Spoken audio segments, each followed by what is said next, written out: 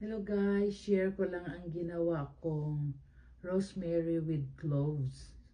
So yung 1 tablespoon of rosemary dried ang ginamit ko plus 1 teaspoon of cloves. Pinaghalo iyan, binuhusan ng hot water, tapos binabad ko for overnight. So ito na yung nagawa ko, ang dami kong nagawa actually. Yan, kasi nalalagas nga yung buhok ko. Lalo na ang scalp ko nagiging dry. So, yeah. Pinalamig siya. Overnight, lumamig na. In-strain ko. Tapos nilipat ko dito sa sa spray. So, spray lang ng ganun sa scalp. Ganyan. Spray lang ng ganun.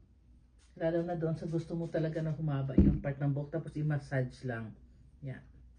Massage lang ng ganyan. Yan.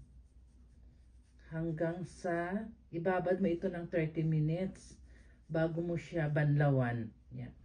So, habang may dry pa na part ng buhok, spray ka lang doon at saka massage. Maganda itong rosemary and clove.